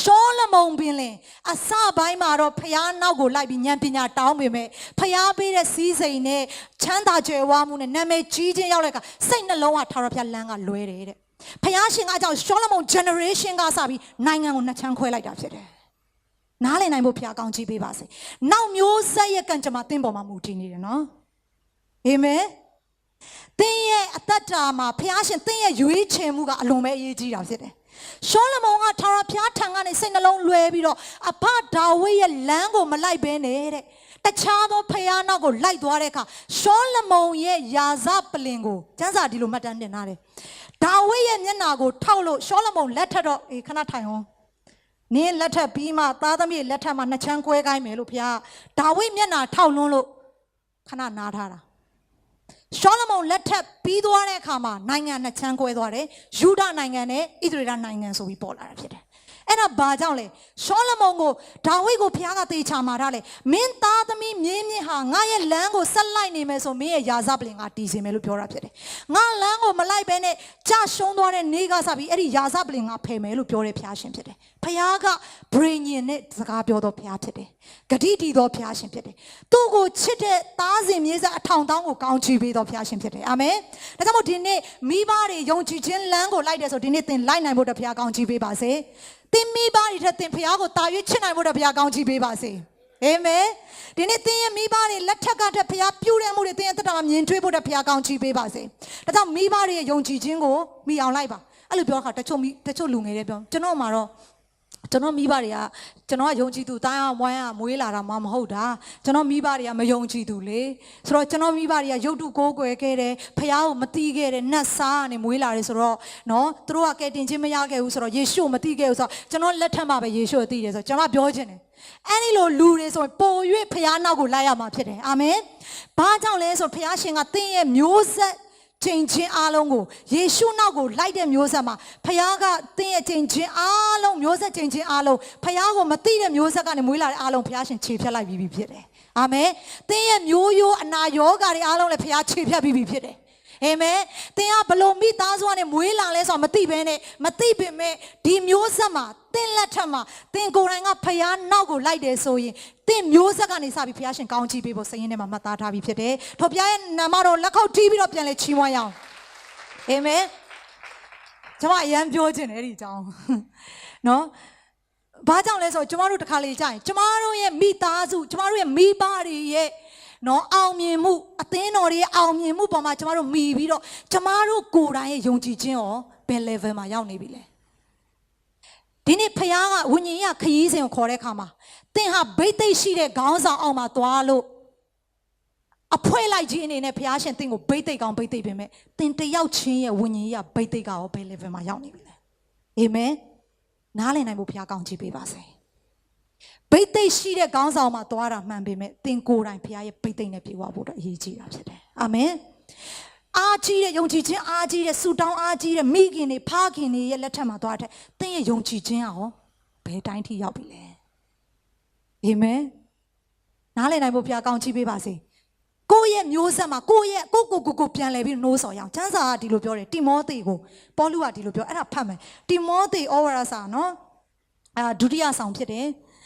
အငယ်အခန်းကြီး1အငယ်9မှာအဲ့ဒါလေးဖတ်ကြည့်ရအောင်ဘလို့ရေးထားလဲလို့တိမောသေဩဝါဒစာဒုတိယဆောင်ခန်းကြီး1အငယ်9နဲ့9တစ်ခုလုံးကျွန်တော်တို့ဖတ်သွားမှာဖြစ်တယ်ကဲလူငယ်တန်နဲ့ဖတ်မယ်နော်1 2 3သင်ကိုတွေးမြင်ခြင်းကအလွန်လွမ်းသောစိတ်ရှိသဖြင့်၎င်းသင်၏အဖွာလောဤအမိဥနှိမ့်၌အရင်တည်သောယုံကြည်ခြင်းတည်ဟုသောငါသဘောကျသည့်အတိုင်းသင်၌လည်းတည်သောယုံကြည်ခြင်းစစ်ကိုမှတ်မိသဖြင့်၎င်းနေညမပြတ်ဆုတောင်းပတနာပြုတည်တွင်သင်ကိုမချမလက်အောက်မေ့သည်ဖြစ်၍ငါဘိုးဘေးကိုးကွယ်သည့်အတိုင်းကိုတိသောစိတ်စင်ကြယ်ခြင်းနှင့်တကွာငါကိုးကွယ်သောဖခင်ရဲ့ဂျေဇုတော်ကိုချီးမွမ်းတယ်ပေါလုကတိမောသေကိုဘာအတွက်ဂျေဇုတော်ချီးမွမ်းလဲတိမောသေနင့်ယုံကြည်ခြင်းကဘယ်ကနေစခဲ့လဲဟမ်တိမောသေကဖခင်မှုကိုဆောင်တဲ့အခါမှာ generation ဘယ်နှခုဖြစ်သွားပြီလဲ that generation ဖြစ်တယ်အာမင်အဖွားနာမည်ကဘာတူလဲလောဤအဖွားကဖခင်ကိုယုံကြည်တဲ့သူဖြစ်တယ်ဒါမဲ့အဲ့ဒီယုံကြည်ခြင်းကအဖွားမှာပဲမပြီးသွားဘူးဘသူလက်ထက်ရောက်လာလဲမိခင်ဦးနှိမ့်လက်ထက်ရောက်လာတယ်မိခင်မှာပဲမပြီးသွားဘူးဘယ်မှာရောက်လာလဲတိမောသေလက်ထက်ရောက်လာတယ်အာမင်ဒါကြောင့်သင်ရဲ့ယုံကြည်ခြင်းကမျိုးဆက်တစ်ဆက်ပြီးတစ်ဆက်ခိုင်ခံ့ဖို့နဲ့ဘုရားကောင်းချီးပေးပါစေမိဘတွေဘုရားအသုံးပြုခဲ့တဲ့သားသမီးတွေဘုရားเจ้าမှာမတွေ့ရတော့တဲ့လူမြောက်များစွာမျိုးဆက်တွေရှိတာဖြစ်တယ်ဒီနေ့ကျမတို့ကိုဘုရားရှင်စိန်ခေါ်နေတာဖြစ်တယ်သင်ကိုယ်တိုင်အတွက်ဘုရားရှင်စိန်ခေါ်နေတာဖြစ်တယ်ပြီးတော့ပေါလုကဘာဆက်ဆုတောင်းလဲတိမောသေနင့်ယုံကြည်ခြင်းကမင်းအဖွားမှာတည်တယ်မင်းအမေမှာတည်တယ်ခုဘယ်သူမှာတည်နေလဲမင်းမှာတည်တယ်အာမင်ဒီနေ့ကျမတို့ကိုတယောက်ယောက်ကအဲ့လိုအတီးပြုတ်ပေးနိုင်ဖို့အတွက်ဘုရားကောင်းချီးပေးပါစေဟာမင်းအဖိုးဖွားလက်ထက်တော့ဒီလိုယုံကြည်ခြင်းရှိတာမင်းမိဘလက်ထက်တော့ဒီလိုယုံကြည်ခြင်းရှိတာအဲ့ဒီယုံကြည်ခြင်းကိုဒီမှာရှိတဲ့လူငယ်တွေမှာတွေ့နေရပြီအာမင်နင်းပေါ်မှာတွေ့နေရပြီအာမင်အဲ့အတွက်ငါယေရှုတော်ကိုချီးမွမ်းတယ်လို့အတီးပြုတ်နိုင်ဖို့အတွက်ဘုရားကောင်းချီးပေးပါစေလက်ခုပ်တီးပြီးတော့ချီးမွမ်းရအောင်အာမင်ပေါလုကတိမောသေကိုပြောပြီးတော့အဲ့ဒါလည်းမပြီးသွားပေါလုကသူ့အကြောင်းသူဆက်ပြောငါလည်းပဲငါဘိုးဘေးကိုးကွယ်တဲ့အတိုင်းအာမင် ငါဘိုးဘေးကိုးကွယ်တယ်ပေါလုကဖယားကိုကိုးကွယ်တာမိယောဖလာရကိုးကွယ်တာမဟုတ်ဘူးအဖေအမေတွေနော်မိယောဖလာကအဖေအမေကယုံကြည်သူဖြစ်လို့ပါစတာဖြစ်လို့သင်းထောက်ဖြစ်လို့ဖယားเจ้าလာတက်နေတာမဟုတ်ဘူးတဲ့ကျမ်းစာဒီလိုပြောတယ်ငါဘိုးဘွားကိုးကွယ်သည့်အတိုင်းကိုတိတော်စိတ်ဘာဖြစ်လဲစင်ကြယ်တယ်အာမင်အဘိုးဘွားတွေကယုံကြည်လို့ဖယားเจ้าရောက်နေတာမဟုတ်ဘူးဒီနေ့လူငယ်တွေသင်ဖယားเจ้าရောက်တာဖယားကိုသင်ကိုယ်တိုင်ချစ်လို့သင်ကိုယ်တိုင်ရွေးချယ်ဖို့ရောက်တာပဲဖြစ်ပါစေအာမင်အိုးဖယားเจ้าမှာ member ဝင်ထားတယ်ဆိုတော့ငါအဖေမေကဒီအသင်းတော်မှာဝင်ထားဆိုငါလည်းသွားတက်မယ်ဆိုတော့ထုံတန်းစင်လာမိယောဖလာဘာသာရေးတွေအားလုံးဖြတ်တောက်ရအောင်အာမင်ဒီနေ့ကိုတိတော်စိတ်စင်ကြယ်ပြီးတော့ဖယားကိုကိုးကွယ်ရအောင်ကိုတိတော်စိတ်ဆိုပါလေဘိုးဘွားတွေကိုးကွယ်လို့ကိုးကွယ်တာမဟုတ်ဘူးအဖေမေကိုးကွယ်လို့ကိုးကွယ်တာမဟုတ်ဘူးငါကိုယ်တိုင်ဘာတူလဲဆိုတော့ဖယားငါကောင်းကောင်းသိတယ်ငါကိုကောင်းကောင်းသိတယ်ငါ autopilot conscious ကကောင်းကောင်းသိတယ်လို့သူကကိုးကွယ်တာဖြစ်တယ်အာမင်ဒါကြောင့်မို့ဒီနေ့သင်ရဲ့လက်ထက်မှာသင်ရဲ့ဝိညာဉ်ရေးကခေါင်းဆောင်တွေနောက်ကိုလိုက်နိုင်ဖို့ရန်သင်ရဲ့မိဘတွေရဲ့နောက်ကိုလိုက်နိုင်ဖို့ရန်ယုံကြည်ခြင်းအမွေကိုသင်လက်ထက်မှာလက်ဆင့်ကမ်းနိုင်ဖို့တဖရားကောင်းချီးပေးပါစေနောက်တစ်ခုပြောချင်တယ်တာ၍အားကြီးတဲ့မျိုးဆက်ဖြစ်ဖို့နံပါတ်3တာ၍အားကြီးတဲ့မျိုးဆက်ဖြစ်ဖို့ဖခင်ကခုနပြောတယ်ဘလို့မျိုးဆက်ကိုရှာလဲထာဝရဘုရားကို၎င်းသူပြုသောအမှုတွေကို၎င်းသိသောမျိုးဆက်ကိုရှာတယ်ဒါကြောင့်မို့ခုနကမောရှေကယောရှုကိုလွှဲပေးခဲ့တယ်ယောရှုကိုဘာလို့လွှဲတာလဲလှုပ်ဝက်ချက်ရှိတယ်ကျမ်းစာမှာကြည့်တဲ့အခါမောရှေနဲ့ယောရှုကပဲတခုခုကြုံတဲ့အခါယောရှုမောရှေကသူ့ရဲ့လက်ထောက်အနေနဲ့ယောရှုကိုအမြဲတမ်းခေါ်သွားတယ်မျက်မှောက်တော်ထဲသွားရင်လည်းခေါ်သွားတယ်ကျမ်းစာဘယ်လောက်ထိမှတ်တမ်းတယ်လဲမောရှေကမျက်မှောက်တော်ထဲမှာဖခင်နဲ့အချိန်ယူပြီးတော့ပြန်ထွက်သွားပြီတဲ့ယောရှုကတော့ဖခင်မျက်မှောက်တော်ထဲမှာကြံသေးတယ်အာမင်အဲ့ဒီမျိုးဆက်ကိုဖခင်မသုံးမနဲ့ဘယ်သူကိုသုံးပါလဲသင်ရဲ့ဝိညာဉ်ရေးခေါင်းဆောင်ရဲ့ဗိတ်သိက်ကိုလိုချင်နေဆိုရင်သင်ကိုယ်တိုင်ဖခင်ရဲ့မျက်မှောက်တော်ထဲမှာတာရွတ်သွားလာနိုင်ဖို့တဖခင်ကောင်းချီးပေးပါစေမောရှေကဖခင်ကိုချစ်တယ်လို့ယောရှုကတာရွတ်ချစ်တာဖြစ်တယ်ဒါကြောင့်မောရှေဆုံးကန်ဒီမှာဘုရားရှင်ကစကားပြောတယ်သင်ရဲ့လက်ထောက်နှုံရဲ့သားယောရှုကိုအပ်ရမယ်မောရှေမှာလည်းသားသမီးတွေအများကြီးရှိရနော်သားတွေရှိရနော်ဒါပေမဲ့ဘုရားရှင်ဘယ်သူအပ်ခိုင်းလဲနှုံရဲ့သားယောရှုအပ်ခိုင်းတယ်ယောရှုလက်ထက်မှာလည်းဘုရားကနမိတ်လက္ခဏာကြီးတော်မူပြုတယ်ဒါပေမဲ့ဝိညာဉ်ရေးခေါင်းဆောင်တွေတကယ်ဟီးရိုးတွေရဲ့လက်ထက်မှာအသက်ရှင်ပြီးတော့နောက်ထပ်မျိုးဆက်ကထာဝရဘုရားကိုမသိတော့ဘူးဘုရားပြုတဲ့အမှုတွေမသိတဲ့အခါမှာဘုရားကသူတို့ကိုရောင်းစားလိုက်တယ်သင်ရောအယောင်းစားခံကြလားသင်ရောလောကကြီးမှာရောင်းစားလိုက်မယ်ခက်ခဲပြဿနာထဲမှာရောင်းစားခြင်းခံရမယ်အဆက်ကွဲခြင်းထဲမှာအနာယောဂါတွေထဲမှာရောင်းစားခြင်းခံရမယ်စိတ်တကြခြင်းမှာရောင်းစားခြင်းခံရမယ်ဆိုဘယ်သူမှရောင်းစားခံမှာမဟုတ်ဘူးအဲ့ဒါလူကုန်ကူးမှုဖြစ်တယ်ဟုတ်တယ်နော်လူကုန်ကူးခံခြင်းလားဘယ်သူမှမခံခြင်းဘူးနော်ဒီနေ့ဖယားကရန်သူတွေလက်မှာရောင်းစားလိုက်တယ်ပြောချင်တာဖယားကခွင့်ပြုလိုက်တယ်ရန်သူတွေကိုနိုင်ရတဲ့ခွင့်ပေးလိုက်တယ်ဘာကြောင့်လဲဝိညာဉ်ရေးခေါင်းဆောင်နေရဲ့ယုံကြည်ခြင်းအမွေကိုစက္ကန့်မဲ့လို့မရှိတော့တဲ့အတွက်ကြောင့်ဖြစ်တယ်ဒါကြောင့်ဒီနေ့ဒီအသင်းတော်ဟာဆိုလဲဖယားရှင်ဗိတ်သိက်တော်အသင်းတော်ဖြစ်တယ်အာမင်ဝိညာဉ်ရေးမှာဖယားရှင်ချီးမြှောက်တဲ့ခေါင်းဆောင်အဆက်ဆက်ဦးဆောင်ခဲ့တော်အသင်းတော်ဖြစ်တယ်ဒီနေ့အဲ့ဒီဗိတ်သိက်ကိုဘယ်သူကလက်လွှဲမလဲအဲ့ဒီဗိတ်သိက်ကိုကျွန်တော်နှစ်ဆလိုချင်တယ်ဆိုပြီးရခဲ့တဲ့ဆိုဘယ်လူငယ်ကတောင်းရင်လဲကျွန်တော်တို့သင်းအုပ်ဆရာကြီးကိုဖျားသုံးပြုလို့အဲ့ဒီဗိတ်သိက်နှစ်ဆကျွန်တော်လိုချင်တယ်လို့ဘယ်လူငယ်ကပြောရဲလဲဗိတ်သိက်ကစီးနေတာဖြစ်တယ်မျိုးဆက်တိုင်းမှာသင်ခံယူရဲဆိုသင်ပေါ်မှာရောက်လာမှာဖြစ်တယ်သင်မခံယူဘူးဆိုရင်လည်းအဲ့ဒီတိုင်းပဲရှိနေမှာဖြစ်တယ်သင်လက်ထက်မှာဖျားကိုမတီးတော့ဘူးဆိုရင်ဘလောက်ပဲရွှေရောင်လွှမ်းခဲ့သင်လက်ထက်မှာ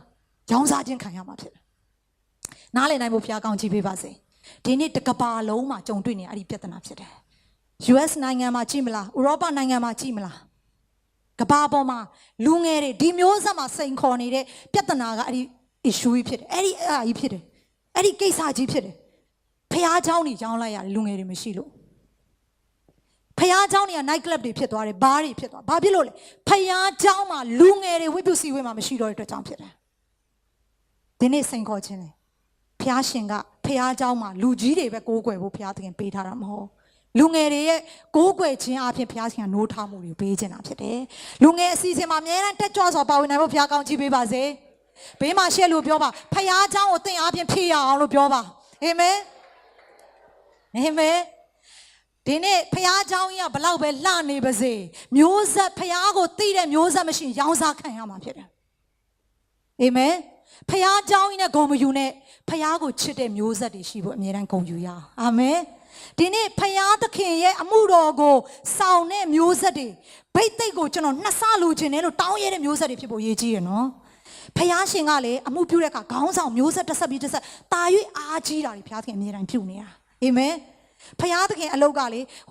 တစ်ချိန်ပဲပေါ်ပင်ဖြစ်ပြီးအရန်တယောက်ကပဲအောင်မြင်ပြီးတော့ရှူးကနေကြာသွားတာမဟုတ်ဖယားသခင်ရဲ့အလုတ်ကအမြဲတမ်းမျိုးဆက်တိုင်းမှာအားကြီးတဲ့ခေါင်းဆောင်မှုတွေဖယားသခင်ပေးတယ်ဒါကြောင့်ကျွန်မအနေနဲ့ဒုတိယချက်အနေနဲ့အားပေးခြင်းနဲ့ဝိညာဉ်ခေါင်းဆောင်တွေရဲ့ယုံကြည်ခြင်းကိုမိအောင်လိုက်ရအောင်အာမင်ဟေဘရဲဝါစာခန်းကြီး73ငွေ9မှာဖော်ပြတယ်ကျွန်မမဖတ်တော့ဘူးတင်းရဲ့ရှေ့မှာသွားတဲ့ယုံကြည်ခြင်းအပြင်တင်းရှေ့မှာသွားတဲ့ခေါင်းဆောင်တွေရဲ့အကျင့်ကိုစိတ်ဆင်ခြင်ပါတဲ့ကျမတို့မိဘတွေကျမတို့ရဲ့ဝိညာဉ်ခေါင်းဆောင်တွေလက်ထက်ကဧဝံဂေလိသွားရင်ထမင်းကျွေးမဲ့လူမရှိဘူ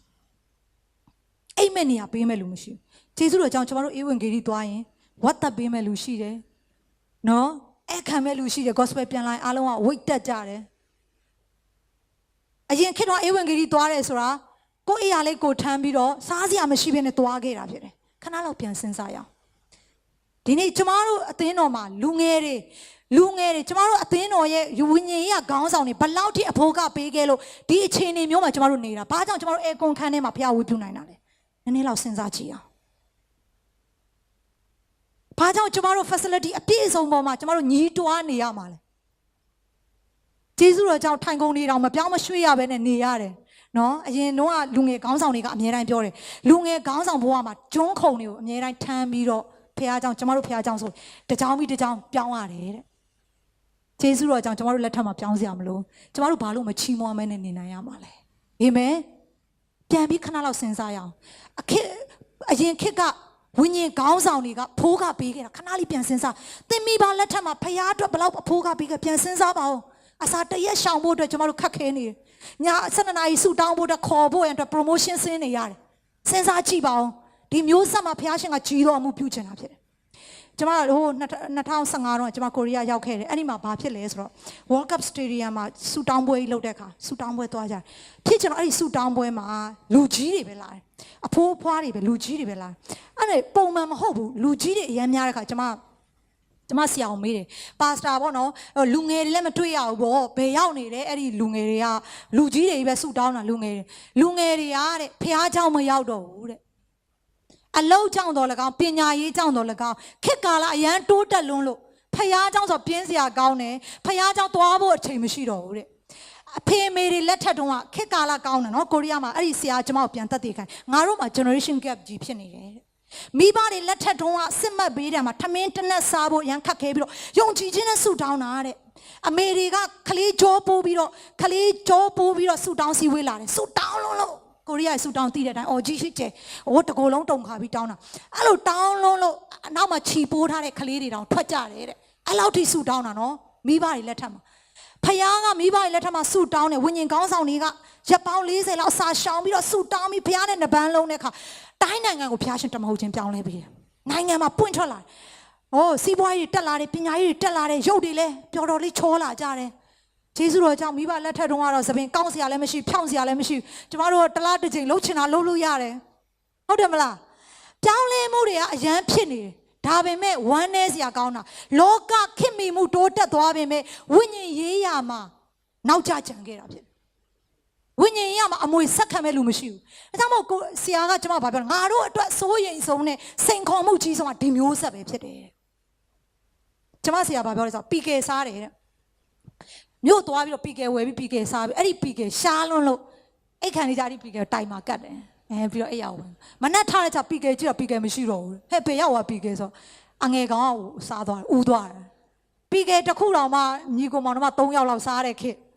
ဒါပေမဲ့ငါတို့အဲ့လိုအဖိုးကပေးခဲ့လို့တိုင်းနိုင်ငံကောင်းချီးပေးတယ်ငါတို့သားသမီးတွေတက်တောင့်တက်တာနဲ့နေရတယ်လှပနဲ့နေရတယ်နော်ဒါပေမဲ့ဖယားကိုချစ်တဲ့နေရာမှာဖယားကိုရှာတဲ့နေရာမှာကြာသွားပြီအဲ့ဒါငါတို့အတွက်စိန်ခေါ်မှုဖြစ်တယ်မြန်မာပြည်မှာရောကျမတို့လည်းခက်ခဲတာပဲကျမတို့မိဘလက်ထက်မှာကျမတို့ထက်ခက်ခဲခဲ့တယ်ဒီနေ့ကျမတို့လက်ထက်မှာအဖိုးခပေးရအောင်မနော်အာမင်တက်တောင့်တက်တာနဲ့နေလို့မရဘူးတက်တောင့်တက်တာနဲ့နေတဲ့မျိုးဆက်ကကြာရှုံးသွားမှာဖြစ်တယ်အနေရဲ့အရမ်းများတာဖြစ်တယ် ဒီနေ့ဝိညာဉ်ရမှာတက်တောင့်တက်တာဖြစ်နေရပြန်နိုးထားရအောင်အာမင်တက်တောင့်တက်တာနဲ့နော်ပျော်ပါပြီးတော့နေတဲ့အရာတွေပြန်ပြီးနိုးထားရအောင်ပြန်ပြီးတော့အစေခံရအောင်ပြန်ပြီးတော့ဖျားအတွက်ပါဝင်ရအောင်အာမင်ဖျားကိုစစ်မှန်စွာနဲ့ကိုးကွယ်နိုင်ဖို့တဖျားကောင်းချီးပေးပါစေဒါကြောင့်မို့ဝိညာဉ်ခေါင်းဆောင်နဲ့ယုံကြည်ခြင်းကိုဘာလို့ရမလဲမှီအောင်လိုက်ရမယ်မောရှိပြီးတော့ယောရှုအေလိယပြီးတော့ဘယ်သူလားလဲအေလိရှဲကဗိသိက်လွှဲခြင်းတယ်လက်ခံမဲ့လူမရှိဘူးအေလိယကဗိသိက်လွှဲမဲ့ချာအေလိရှဲကတထောက်ခောက်လိုက်တာအေလိယတော့တိတ်မလို့ကြဟဲ့ပြန်တော့တမျိုးရောက်ပြန်တော့လေတိတ်မလို့ခြင်းစုလဲတောင်း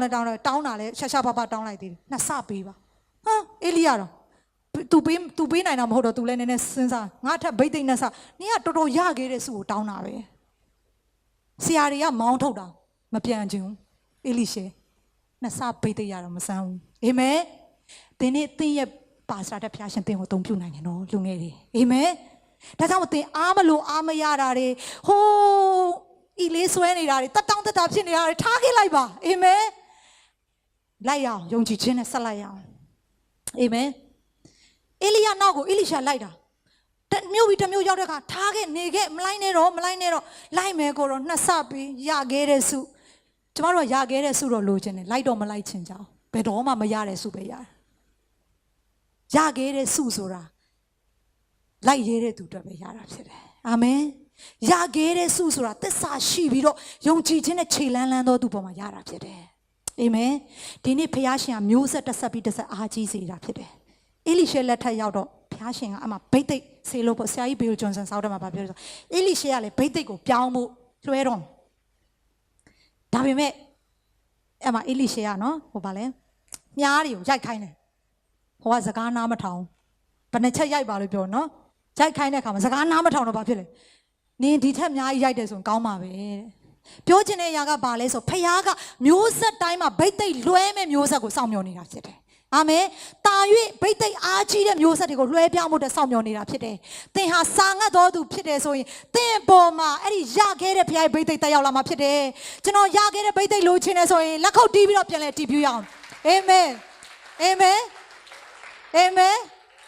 ဗိသိက်ချင်းကအရာခတ်သိမ်းကိုချိုးဖျက်ပေးတာဖြစ်တယ်ဗိသိက်ချင်းကတော့သင်ပဲဒါပေမဲ့သင်ကိုထူခြားစေတာဖြစ်တယ်သင်ရဲ့ရွယ်တူတွေကြားမှာသင်ကိုထူခြားစေတယ် high school တော့အကြောင်းတက်ခဲ့တဲ့တငယ်ချင်းတွေနဲ့နောက်10နှစ်မှပြန်တွေ့ရင်သင်ရဲ့ဘဝလုံးဝပြောင်းလဲနေမယ်ယုံလားအာမင်ဘာဖြစ်လို့လဲဆိုတော့ဖယားထဲမှာသွားလာတဲ့သူတွေကကျမတို့မနေ့ကတော့ပြောတယ်ကျမတို့အထက်တန်းကျောင်းတော့မူလာတန်းကျောင်းတော့တွေ့တဲ့တငယ်ချင်းပြန်တွေ့တာ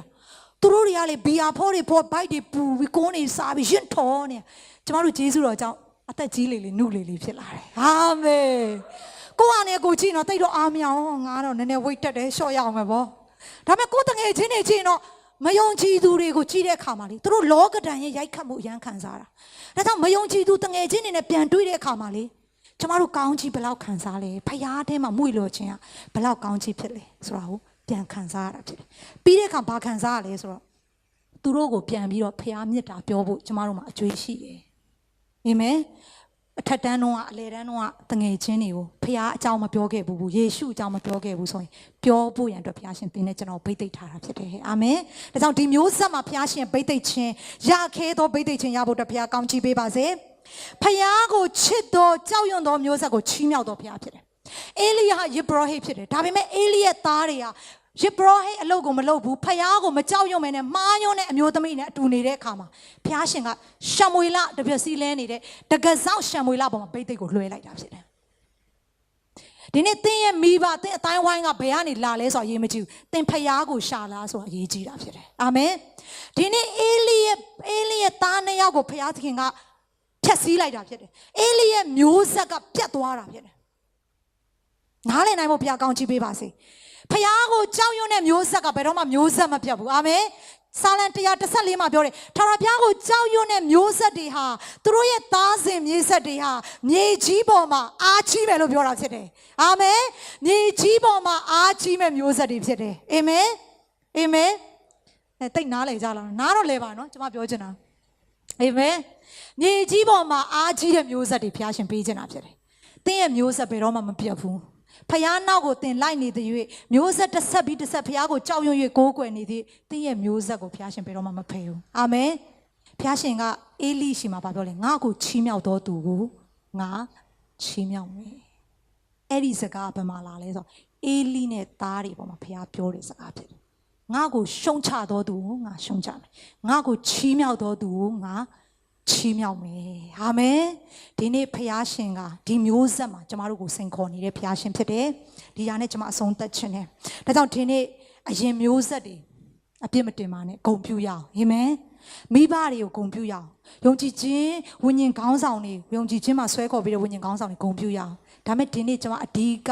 အာယုံပြုစေချင်တာသင်နဲ့ကျွန်တော်ဖြစ်တယ်ကျမတို့ရဲ့ဝိညာဉ်ရေးရ level ဘယ်အချိန်ကြီးရောက်နေပြီလဲ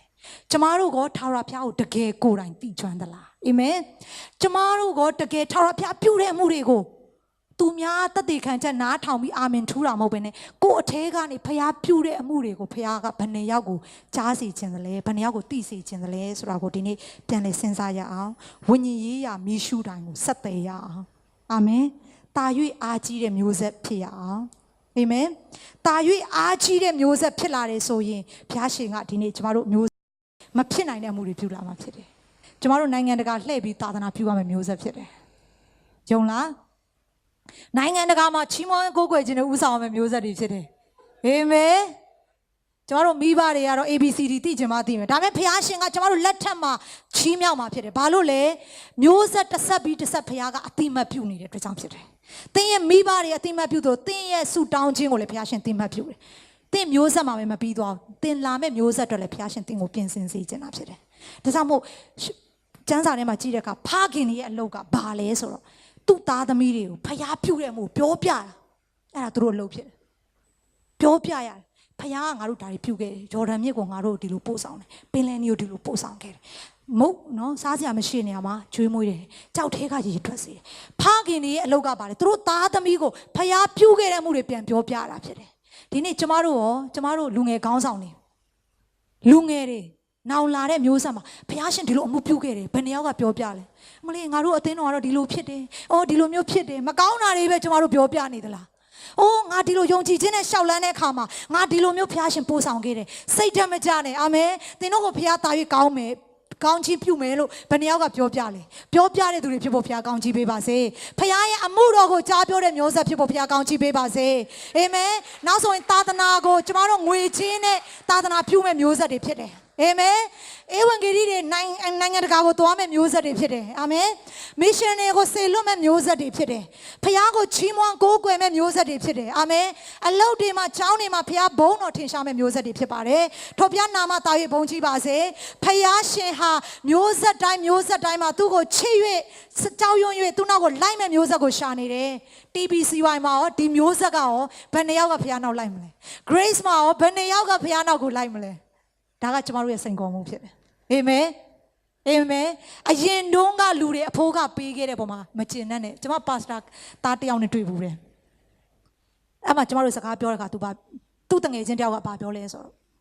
ဟာသူ့ရဲ့အဖေကပါစတာလေတဲ့သူ့အဖေကပါစတာဆိုတော့တဲ့သူ့အဖေရဲ့နော်ဖခင်မှုတော်ဆောင်တဲ့ကောင်းကြီးမင်္ဂလာတွေအားလုံးသူ့အပေါ်မှာရိတ်သိမ်းရတယ်အဲ့ချိန်မှာတန်ရှင်းသောဝိညာဉ်တော်ကျမချက်ချင်းစကားပြောတယ်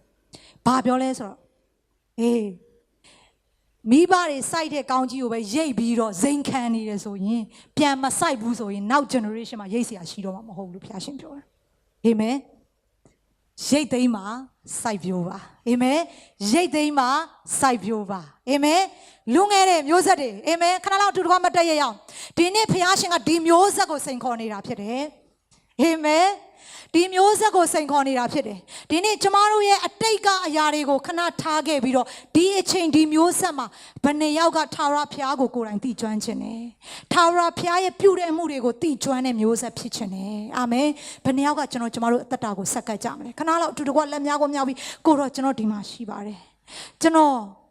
ရဲ့မိသားစုကိုစားဖြစ်တယ်ကိုတော့ရက်တည်ပါတယ်ကျွန်တော်ရဲ့ဆွေမျိုးတွေကိုစားဖြစ်တယ် ကျွန်တော်ရဲ့ညီကိုမောင်နှမတွေကိုစားဖြစ်တယ်ကျွန်တော်ရဲ့အသင်းတော်ကိုစားဖြစ်တယ်ကျွန်တော်တို့ရဲ့ခိုင်းကနာကိုစားဖြစ်တယ်ကိုရောကျွန်တော်တို့ရဲ့တိုင်းနိုင်ငံကိုစားဖြစ်တယ်ကိုရောကျွန်တော်တို့ရဲ့ဒီမျိုးဆက်လူငယ် generation မှာကျွန်တော်ရှိနေတယ်ကိုရောကျွန်တော်ဗိတ်သိပ်ပေးပါဆိုပြီးတော့ခဏတော့အတူတကွဆက်ကရအောင်ဒီနေ့ piano တီးတဲ့ညီကိုတွေဖိတ်ခေါ်တယ်ခဏတော့အတူတကွတန်ရှင်သောဝိညာဉ်တော်နဲ့ပြည့်တဲ့မျိုးဆက်ဖြစ်ဖို့ဆုတောင်းရအောင်တန်ရှင်သောဝိညာဉ်တော်ကနောင်ကာလ၌လူမျိုးတကာတို့ပေါ်မှာသွန်းလောင်းတယ်လို့ပြောတယ်ခလင်းငယ်တွေပေါ်မှာသွန်းလောင်းတယ်လူငယ်တွေပေါ်မှာသွန်းလောင်းတယ်လို့ပြောတယ်ငါမှုကိုစောင်းမဲ့ယောက်ျားမိန်းမတွေပေါ်မှာငါဝိညာဉ်ကိုငါသွန်းလောင်းမယ်လို့ပြောတယ်ကိုတော့ဒီမျိုးဆက်မှာကျွန်တော်ရှိတယ်ကျွန်မရှိတယ်ကိုတော့ဘုံတော်ကိုတော့ကိုတိကျတဲ့မျိုးဆက်ဖြစ်ခြင်းတယ်ကိုတော့ပြုတဲ့မှုတွေကိုကျွန်တော်ကိုယ်တိုင်ကျွန်တော်ကိုယ်တွေ့ကြုံခြင်းတယ်အဖေမေပြောတာမဟုတ်ဘူးဆရာသမားတွေပြောတာမဟုတ်ကျွန်တော်ရဲ့လက်တွေ့ကျွန်တော်ဘဝမှာပြုပါနိုးထားမှုကိုကျွန်တော်မျိုးဆက်မှာပြုပါဒီအသင်းတော်မှာကျွန်တော်မျိုးဆက်မှာကိုတော့ကြီးတော်မှုပြုပါလို့စက္ကပ်ရအောင်ရဲဝံစွာဆုတောင်းရအောင်ယာခဲ့သောဆုကိုတောင်းရအောင်အာမင်အတူတကွအတန်လွင့်ရအောင်အတန်လွင့်ရအောင်ဟာလေလုယာဟာလေလုယာအိုးဟာလေလုယာရှီယာရမ်ဘာရီယာနေစေဝိညာဉ်တော်ဖျားကိုတော့ကြိုးစိုးတယ်ဝိညာဉ်တော်ကိုကြိုးစိုးရအောင်ဝိညာဉ်တော်ကိုချီးမြှောက်ရအောင်ဝိညာဉ်တော်ကိုကြိုးစိုးရအောင်Hallelujah, hallelujah. We need not pia inyama sentaba. Oh, we need not pia inyama sentaba. Inyama sentaba goro. Yongji chin go inyama piale tisa weba. Oh, ini atheno lungere go piale no taseba. Oh, dine winyin gam zaune. Oh, winyin migene, winyin pagene. Mi bari yongji chin e twara ma hauto bene. Di myosa tra goro chinoro go betaiba. Di myosa tra chino go tomba. Di myosa tra chino go betaiba. Di myosa tra chino go tomba. ကျမကိုသုံးပါ။အော်ကျွန်တော်မိသားစုနဲ့ကျမကိုသုံးပါ။အော်ကျွန်တော်ရဲ့ပတ်ဝန်းကျင်မှာကျွန်တော်ကိုသုံးပါလို့ဆက်ကပ်ပါ။ကျွန်တော်ရဲ့အသင်းတော်မှာကျွန်တော်ကိုသုံးပါလို့ဆက်ကပ်ပါ။ Hallelujah ရာဘာရှိရာဘာရာရာရာရာ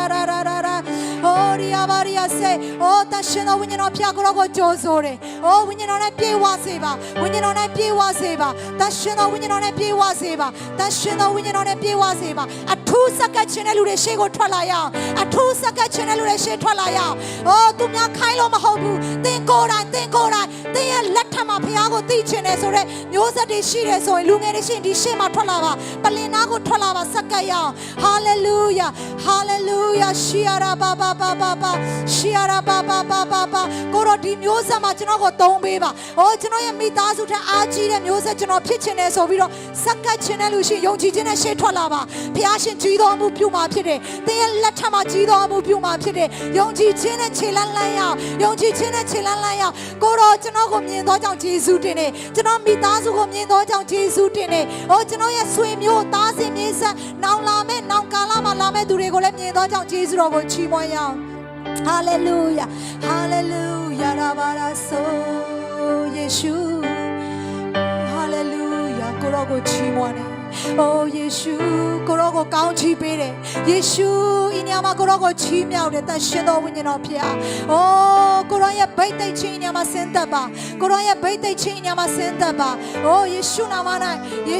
၌ကောင်းချီးပေးတယ် Hallelujah Yeshu ကိုရောကိုချီးမြှောက်တယ်ကိုရောချီးမြှောက်တယ်တန်ရှင်တော်ဝိညာဉ်တော်နဲ့ပြေဝစေပါတန်ရှင်တော်ဝိညာဉ်တော်နဲ့ပြေဝစေပါဝိညာဉ်တော်နဲ့ပြေဝစေပါ Hallelujah ဆက်ပြီးချီးမွမ်းရအောင်ဆက်ပြီးချီးမွမ်းရအောင်တန်ရှင်တော်ဝိညာဉ်တော်ဖျားအိုးကောင်းချီးပေးပါကျွန်တော်ကိုအောင်းမေးပါလို့ချီးမွမ်းရအောင်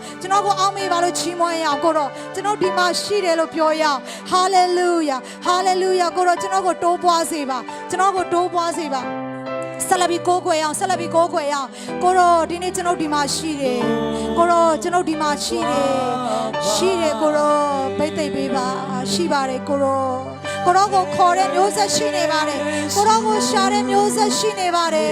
ကိုတော့ကိုတောင်းတနေတဲ့မျိုးဆက်ရှိနေပါတယ်ကိုတော့ကိုတောင်းတနေမျိုးဆက်ရှိပါတယ် Hallelujah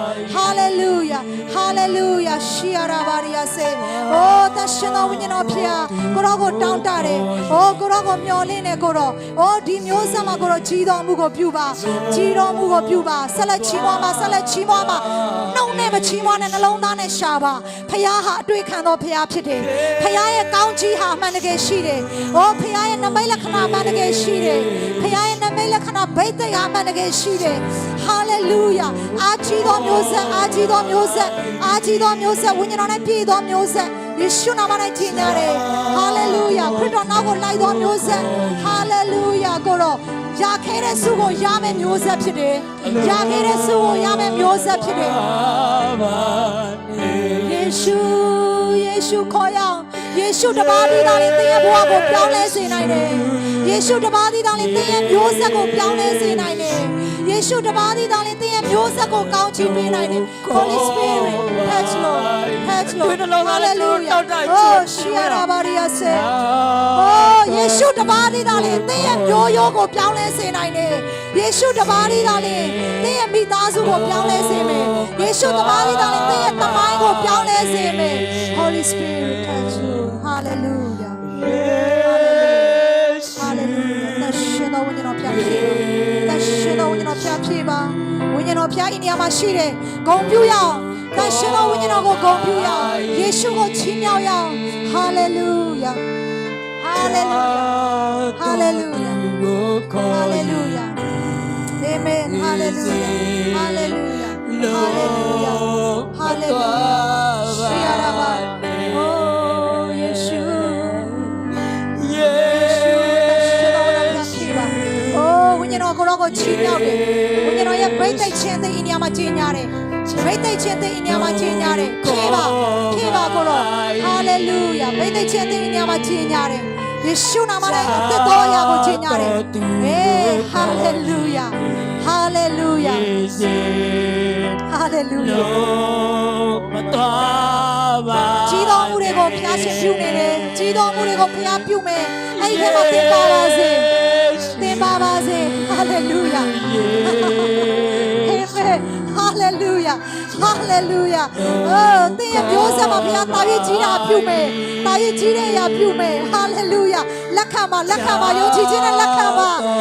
ဝိညာဉ်တော်ဖျားကိုရောကိုယေရှုတင်တယ်ဝိညာဉ်တော်ဖျားကိုရောယေရှုတင်တယ် Hallelujah Shira Maria Seria Maria Se တာ၍ကြီးတော်မူပြုမယ်တာ၍ကြီးတော်မူပြုမယ်လက်ခံပါgeneration ပြောင်းလဲလာမယ်မျိုးဆက်ချင်းချင်းအလုံးယေရှုနာမနဲ့ဖြတ်တောက်တယ် Ria Maria Soria Baba Holy Spiritဝိညာဉ်တော်ဖြည့်ပါ Holy Spirit ဖြည့် Ria Maria Soria Maria Se တရှင်တော်ဝိညာဉ်တော်ဖြည့်ဤနေရာမှာယေရှုဤနေရာမှာရှိတယ်သင်ရဲ့မျိုးဆက်ကိုဒီနေ့ပြောင်းလဲစေမယ်သင်ရဲ့မျိုးရိုးကိုပြောင်းလဲစေမယ်နှုတ်ချတဲ့မျိုးရိုးကနေအားကြီးတဲ့မျိုးရိုးဖြစ်စေမယ် Hallelujah Hallelujah Hallelujah Hallelujah Holy Spirit တရှင်တော်ဝိညာဉ်တော်ဖြာကိုရောရဲ့မြတ်တော်ကိုဤတဲ့သားပေါ်မှာညှိုးနှောင်းနေသောကြောင့်ယေရှုတင်တယ်ယေရှုတင်တယ်မတော်ပါ Holy Spirit touch you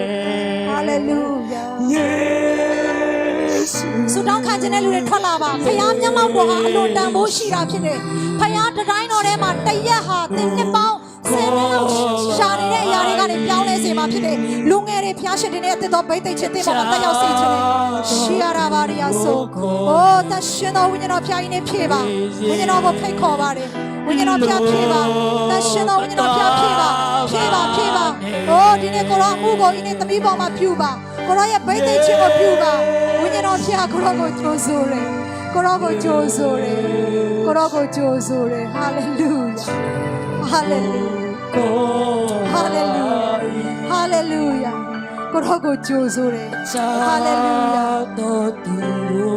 အရှင်တော်ဝိညာဉ်တော်ဖျားဤနေရာမှာလှုပ်ပါဤနေရာမှာလှုပ်ပါကိုရောယေရှုတင်တယ်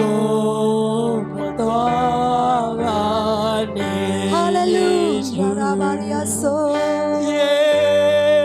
ဆုတောင်းခံခြင်းတဲ့လူငယ်တွေရှင်ကျွန်မဖိတ်ခေါ်ခြင်းနဲ့ဘုရားရှင်ကသင်ရဲ့မျိုးဆက်ကိုပြောင်းလဲစေခြင်းသင်ဘယ်မျိုးဆက်ကလာလဲဘုရားစိတ်မဝင်စားဘူးသင်မဲမိဘကနေမွေးလာလဲဘုရားစိတ်မဝင်စားဘူးသင်ကိုဘုရားရှာနေတာဖြစ်တယ် Hallelujah